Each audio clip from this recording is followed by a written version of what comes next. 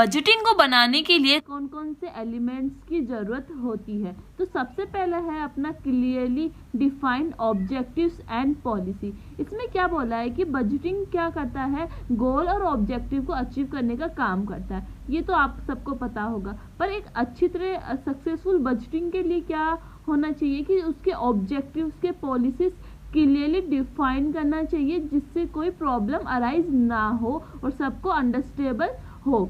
तो क्या होता है, सब डिपार्टमेंट के अंदर सबको नॉलेज होनी चाहिए कि आपका बजट जो बनाया गया है वो सिंपल होना चाहिए और सबकी समझ में आने वाला होना चाहिए।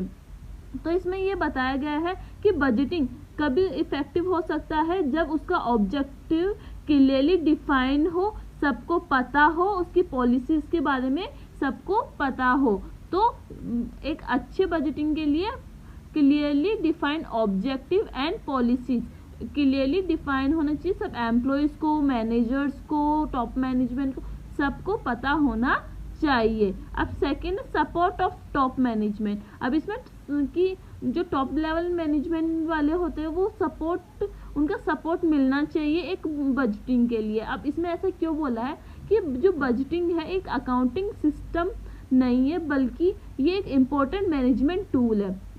मैनेजमेंट टूल है कौन, बजटिंग। इसमें क्या होता है, जो टॉप लेवल मैनेजमेंट है उन्हें समझना चाहिए कि बजटिंग किस नेचर का है, उसके कैरेक्टरिस्टिक्स क्या है और उन्हें कैसे इम्प्लीमेंट करेंगे बजटिंग को। इन सब की नॉलेज किसे होनी चाहिए, टॉप लेवल मैनेजमेंट को होनी चाहिए। जो अब फर्म होता है वो क्या करता है, बजट को इम्प्लीमेंट करता है। ठीक है, अगर फर्म इम्प्लीमेंट करता है और अगर टॉप लेवल मैनेजमेंट से उनको सपोर्ट मिलता है, डायरेक्शन मिलती है बजटिंग के लिए, तो ये एक बहुत बड़ा अचीवमेंट होता है, जिससे क्या होता है फर्म में काम करने वाले एम्प्लॉयज मोटिवेट होते हैं और वो अपना इंटरेस्ट दिखाते हैं कि आप टॉप लेवल वाले मैनेजमेंट भी क्या है, इंटरेस्टेड है आपके बजटिंग में, तो वो अपना पूरा 100% देते हैं उन्हें उस काम को पूरा करने के लिए। तो ये होता है एक असेंशियल एलिमेंट ये भी है कि टॉप लेवल मैनेजमेंट को सपोर्ट करना चाहिए। अगर उनका सपोर्ट होता है तो क्या होता है, एम्प्लॉयज अच्छी तरह काम करते हैं।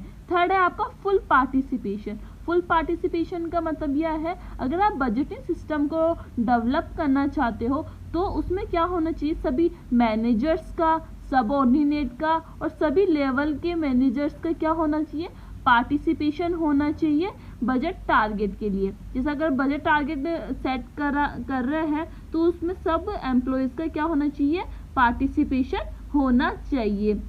अगर पार्टिसिपेशन होगा तो उन्हें क्या होता है, पॉजिटिव मोटिवेशन मिलता है और वो अपना काम अच्छी तरह करते हैं। अगर नेगेटिव पार्टिसिपेशन मिलता है किन्हें, बजटिंग को, तो क्या होगा, इफेक्टिव बजटिंग नहीं हो पाएगी। तो फुल पार्टिसिपेशन होना चाहिए मैनेजर्स का, एम्प्लॉयज का, सबऑर्डिनेट का, सबका। ठीक है। फोर्थ है cost and statistical information. Cost and statistical information में ये बोला गया है कि जो बजट है वो कब प्रिपेयर किया जाता है, वो प्रिपेयर किया है फाइनेंशियल ईयर के लिए, और वो किस में प्रिपेयर किया जाता है, क्वांटिटेटिव टर्म में प्रिपेयर किया जाता है। तो बजट इस टाइप का होना चाहिए कि वो रिलायबल हो, एक्यूरेट हो, समझ में आना चाहिए और रिलेवेंट हो, रिलेवेंट कॉस्ट होनी चाहिए उसमें, तभी आपका क्या होगा, आपकी कॉस्ट अच्छी तरह आएगी और अंडरस्टेबल होगा।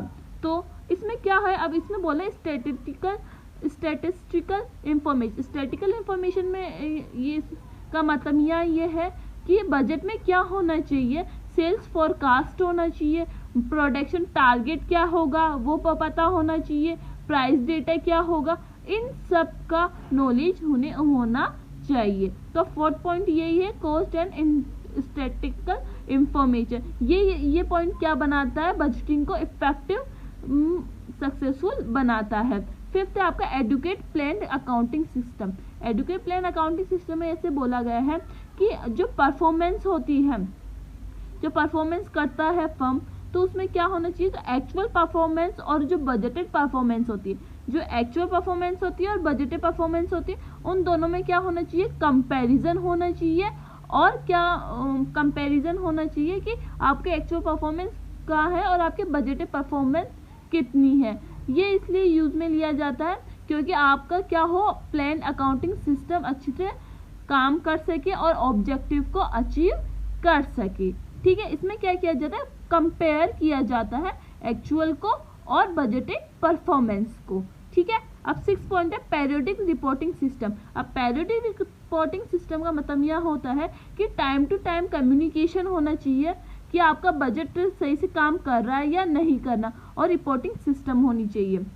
जैसे अगर आप एक फाइनेंशियल ईयर के लिए क्या बनाते हो, आप बजटिंग करते हो, तो पहले टाइम टू टाइम देखना चाहिए वो काम सही से हो रहा है या नहीं हो रहा है। अगर कोई डिफरेंसेस आते हैं, जैसे एक्चुअल परफॉर्मेंस और बजटेड परफॉर्मेंस, अगर कोई डिफरेंसेस आते हैं तो उन्हें तुरंत रिपोर्ट करना चाहिए टॉप लेवल मैनेजमेंट को या एक सूटेबल लेवल ऑफ मैनेजमेंट को, जिससे क्या हो, करेक्टिव एक्शन जल्दी से ले सके। इससे क्या होता है, आपका बजटिंग इफेक्टिवली काम करता है।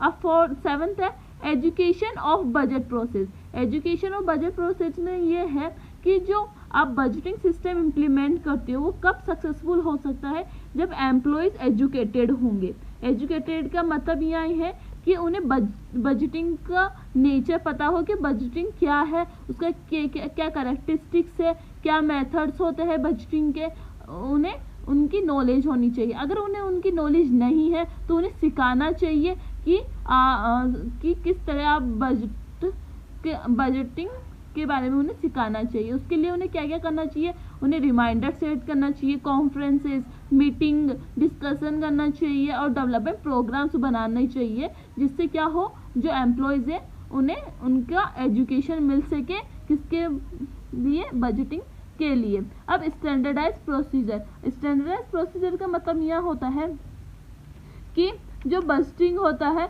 वो बहुत ज़रूरी होता है, एसेंशियल एलिमेंट्स है आपका ऑब्जेक्टिव को अचीव करने के लिए। तो जब स्टैंडर्ड सेट करते हो, प्रिपेयर करते हो, तो एक बार रिव्यू करना चाहिए कि आपकी जो बजट आप ले रहे हो, बजट आप बना रहे हो और आप पिछले साल का, प्रीवियस ईयर का आप डेटा ले रहे हो, वो करेक्ट है या नहीं है, उस पर क्या करना चाहिए, रिव्यू करना चाहिए और सिस्टमेटिक मैनर से क्या करना चाहिए, बजट को बनाना चाहिए, जिससे क्या होगा, आपका बजटिंग इफेक्टिवली आपका काम कर पाएगा। ये कुछ एलिमेंट्स थे जो आपको बजटिंग को इफेक्टिवली यूज़ करने में हेल्प करता है। ये था आपका लास्ट पॉइंट। और तो मैं आपको बता दूं, कॉस्ट, ये आपकी बिजनेस बजटिंग, तो ये फर्स्ट चैप्टर था, एंड हो चुका है। ये सबसे इम्पोर्टेंट पॉइंट्स है, इसलिए मैंने इन्हें डिटेल में समझाया है। इसे स्किप बिल्कुल मत करना और इसे याद करना ही सबसे मेन इंपॉर्टेंट पॉइंट इस चैप्टर में यही है। अब अगर आपको वीडियो अच्छी लगी है तो लाइक कर दो और चैनल को सब्सक्राइब कर देना। Thank you for watching.